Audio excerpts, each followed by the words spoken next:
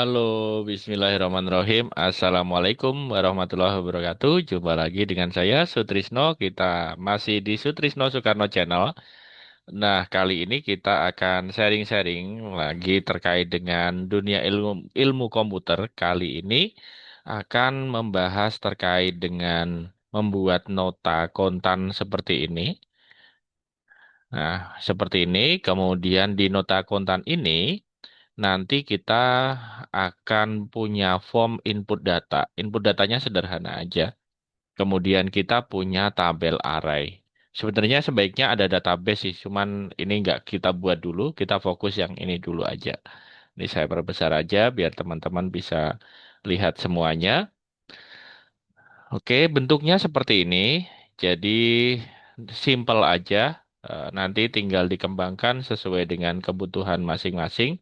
Teman-teman silahkan dibuat ya. Ini judulnya, nota kontan, tokonya apa, misalnya alamatnya, ini kotanya misalnya. Kemudian formatnya saya rasa sudah tidak perlu saya jelaskan lagi lah. Ini teman-teman tinggal buat aja gitu ya. Ini kita pakai NOW.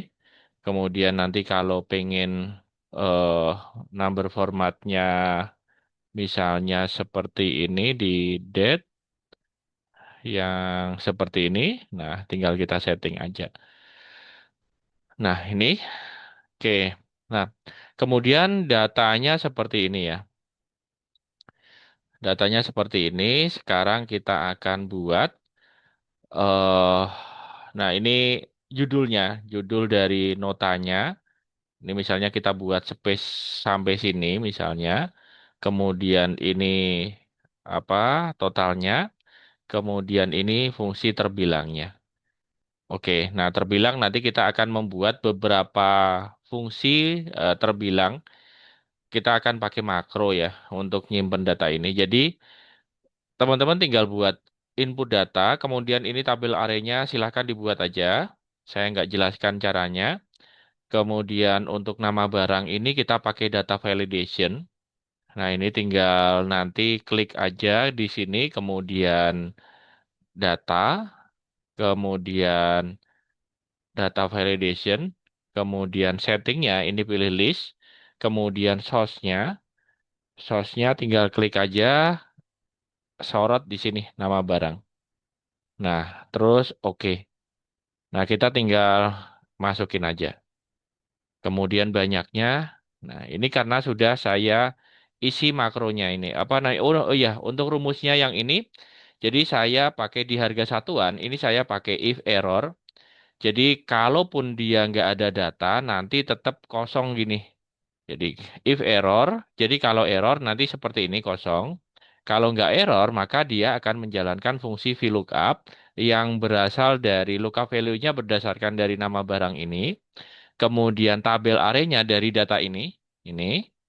Kemudian data nama barang dan harga satuan ya. Kemudian ini kolom index number berarti kolom kedua karena kita kan untuk milihnya kan data dari nama barang sama harga satuan. Nama barang ini ada di kolom satu, harga satuan ini ada di kolom kedua. Kemudian titik koma nol artinya exact match yang artinya datanya itu sama persis. Nah, seperti itu aja. Enter, kemudian jumlah ini kita juga pakai if error. Jadi kalau error dia nanti akan menampilkan data kosong, kalau enggak nanti dia akan mengalihkan antara banyaknya dan harga satuan. Oke, nah kemudian cara untuk buat simpannya ini bagaimana? Untuk buat simpannya ini, nanti teman-teman, ini saya hapus saja sebelumnya. Simpan, ini saya hapus, clear nota juga saya hapus.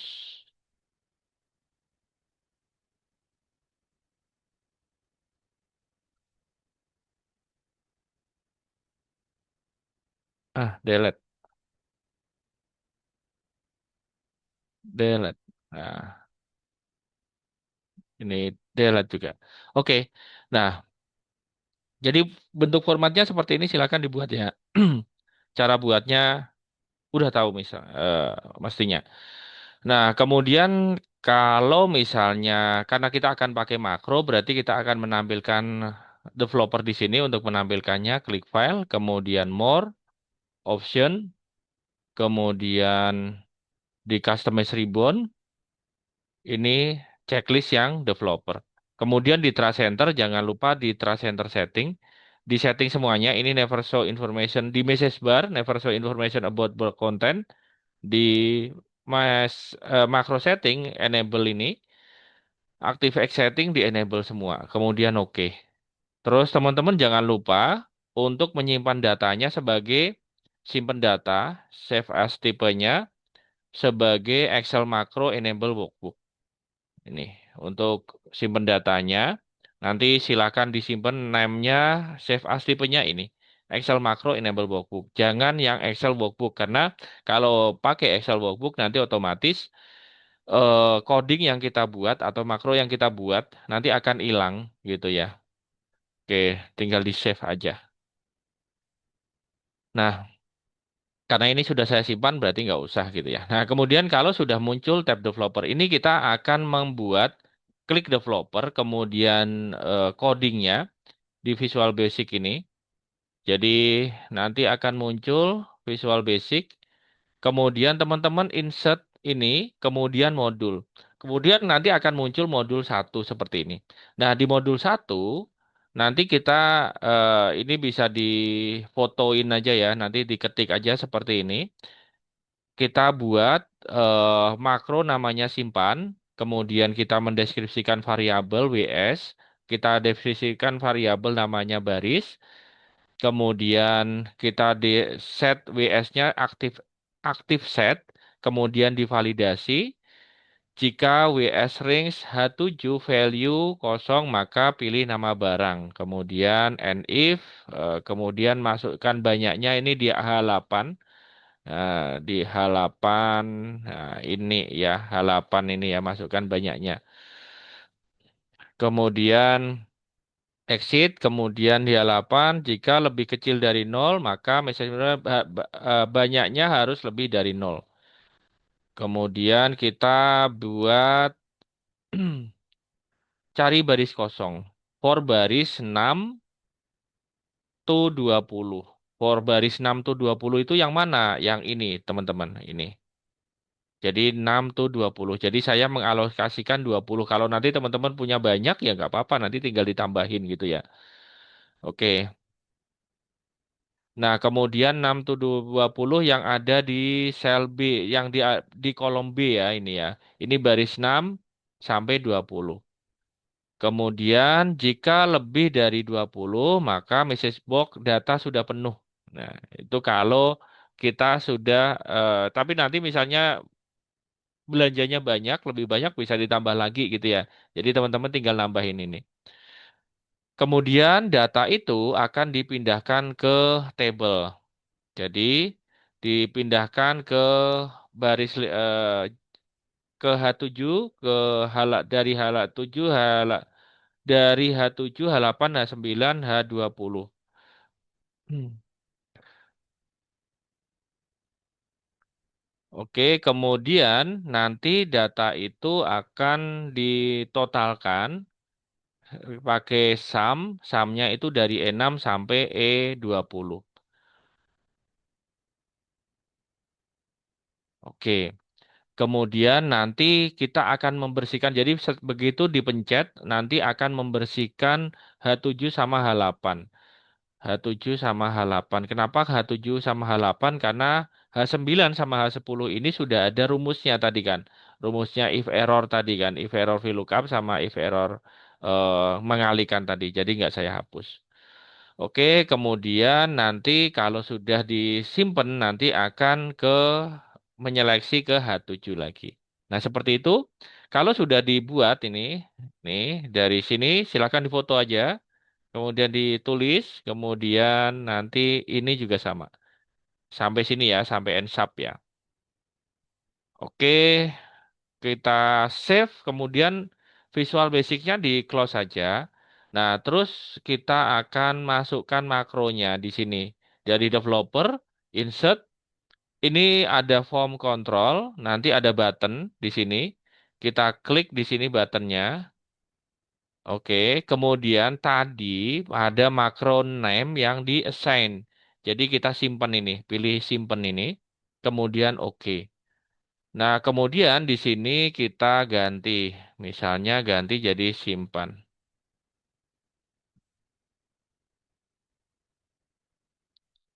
simpan data misalnya. Oke, saya kan sudah nginput data ya ini tadi. Nah, maka nanti akan langsung kesimpan di sini. Kemudian ini misalnya saya input lagi mouse, banyaknya misalnya 5. Oke, sudah dapat datanya, saya langsung simpan lagi. Nah, maka akan ada totalnya di sini dan juga ada terbilangnya. Nah, terbilang ini kita pakai fungsi terbilang. Jadi, eh, teman-teman bisa klik Visual Basic ini, kemudian ada fungsi kita buat fungsi terbilang. Nah, bisa difotokan aja ya sampai ini. Ini public function terbilang, jadi kita akan membuat rumus baru namanya terbilang. Kemudian seperti ini tadi sampai else if 1 juta den. Nah, else if 1 juta den. 1 juta den ini. Nah, ini sampai end function. Silahkan di foto aja, kemudian ditulis. Kenapa ditulis? Ya, biar nanti teman-teman secara perlahan nanti akan sambil ngebaca alurnya seperti apa. Gitu ya. Oke, itu. Kemudian nanti kalau sudah ada fungsi terbilang, nanti begitu kita ketik ini, kita ketik sama dengan terbilang di sini. Maka akan muncul fungsi terbilangnya. Oke, terus kita klik di sini. Tutup kurung, enter. Maka, nah kalau misalnya kita pengen nambahin rupiah, kita tinggal tambahin aja dan rupiah, enter. 20.250.000 rupiah seperti itu. Oke, nah selanjutnya misalnya kita pengen ada clear nih, nge-clear data ini gitu ya, nge-clear data ini. Gimana caranya? Saya sudah buat Visual Basicnya tadi di sini. Oke, clear nota namanya. Jadi sub clear nota ini tinggal teman-teman foto aja ya. Nah, ini range-nya dari A6 sampai E20 ini. Kemudian hapus input data H7 dan sampai H8 aja. Kemudian nanti kembali ke input. Nota berhasil dikosongkan seperti ini. Ini gampang lah ini untuk ini ya. Dicatat sendiri aja biar kenapa kok dicatat sendiri supaya teman-teman nanti mulai paham terkait dengan sintaknya gitu ya pelan-pelan. Jadi untuk menambahkan modul ini tinggal klik insert modul ini ya. Jadi saya sudah ada 4 modul di sini. Kalau yang saya kasih tahu baru 3 karena yang satu lagi itu tombol print. Tapi nanti nggak saya jelaskan lah di sini. Terlalu panjang nanti. Next time aja ya. Oke, setelah kita buat clear nota ini, kita save, kemudian kita insert.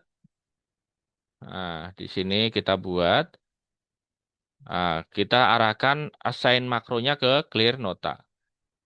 Oke, kemudian kita hapus data. Hapus data. Oke, misalnya saya pengen klik ini, maka nanti otomatis data. Nah, ini apakah Anda ingin menghapus semua data nota? Yes. Nota berhasil dikosongkan. Tapi ini tetap ya, ini biarin aja lah. Oke, kemudian kalau kita masukin lagi laptop 3 misalnya ada 12 juta simpan data seperti ini.